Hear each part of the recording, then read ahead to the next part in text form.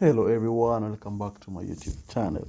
My name is FPL Elmer, and today we're going to be going through the final FPL draft before the season kicks off. The season starts on Friday, and I know I'm excited. I hope all of you are excited for both the FPL and both the football side of things, but FPL brings the football to life.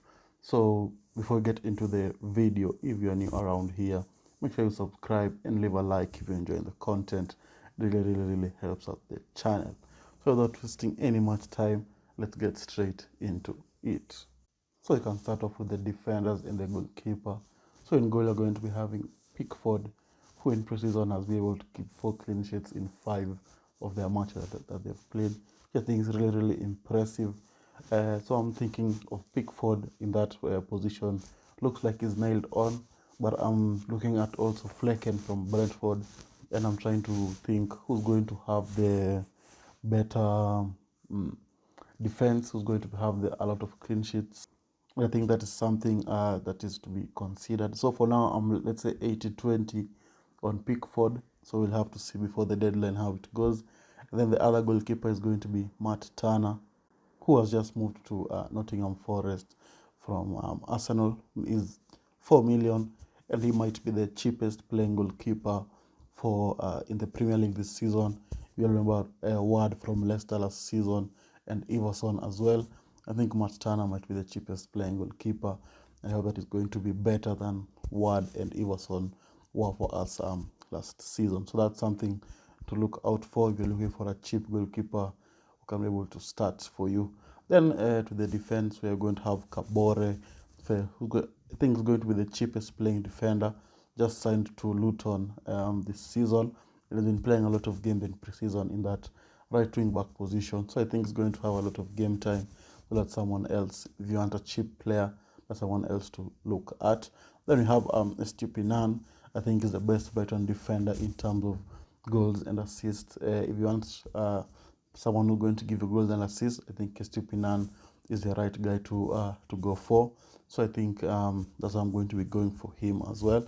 Then you have Gabriel, who I think is the cheapest nailed-on defender for Arsenal. The reason I say this is because of the likes of Ben White, who's playing on the right back position, and you all know Tomiyasu is also a right back.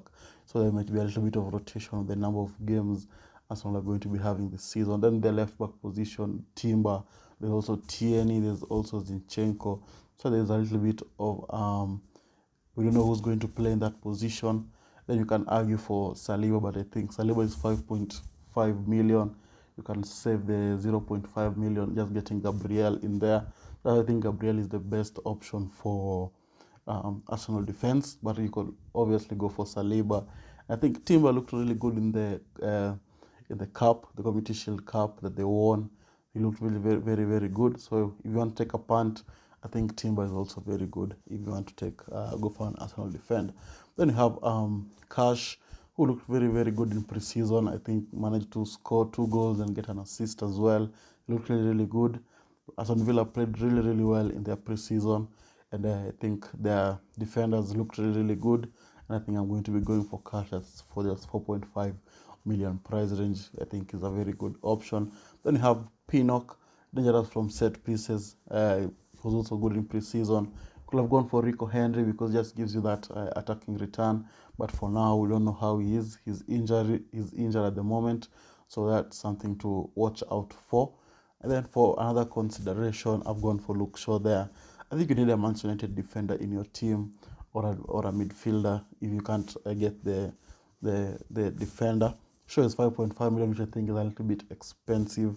But they did keep the most clean sheets last season, so it's a little bit understandable. He's on set pieces, he's very attacking. So I think Shaw is a very decent option. Who's someone I'm also considering, but for now I'm going to stick with the 5 who are on the pitch, and we will see what will happen before the deadline hits tomorrow. I mean on Friday, or maybe just depending on the time you're going to be watching this video. And then we can move on to the midfielders. The first midfielder there is Mitoma. I think the Brighton mid is a must-have in FPL this season.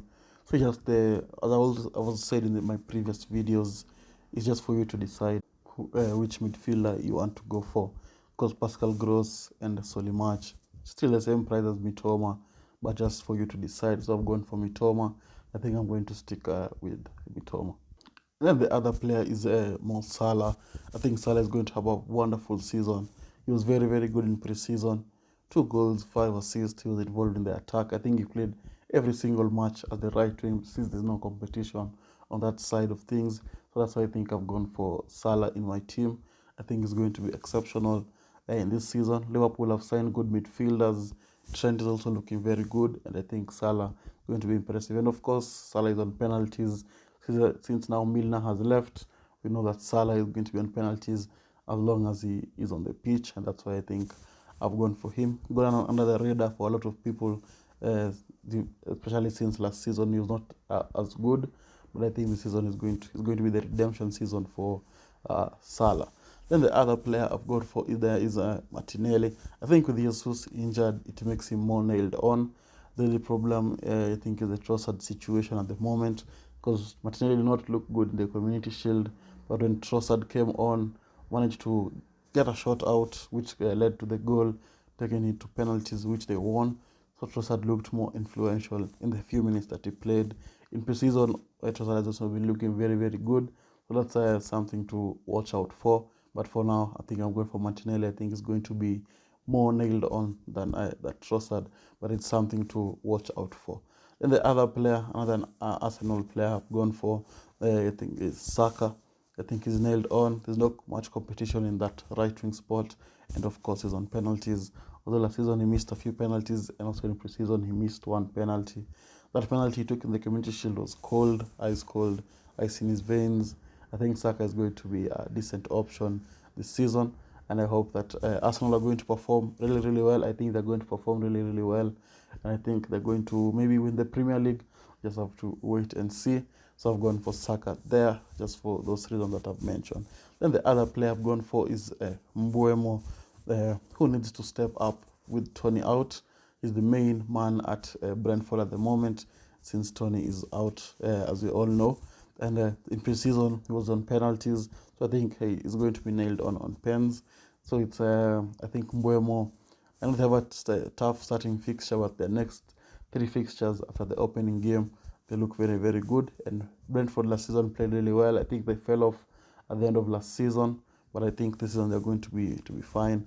And I hope that Mbeumo will be able to perform. Another player I'm looking at is Eze. Played every single minute since Roy Hodgson came in last season, before the end of the season, and he looked very, very good before the season came to an end. He also looked very, very sharp in pre-season, so it's someone to watch out for. So I'm also considering him maybe over Mitoma, because Brighton look like they have so many options, and the Europa League coming up, they might have to rotate here and there. So it's something to consider and something to look at as well. Then we can finish up with the forwards.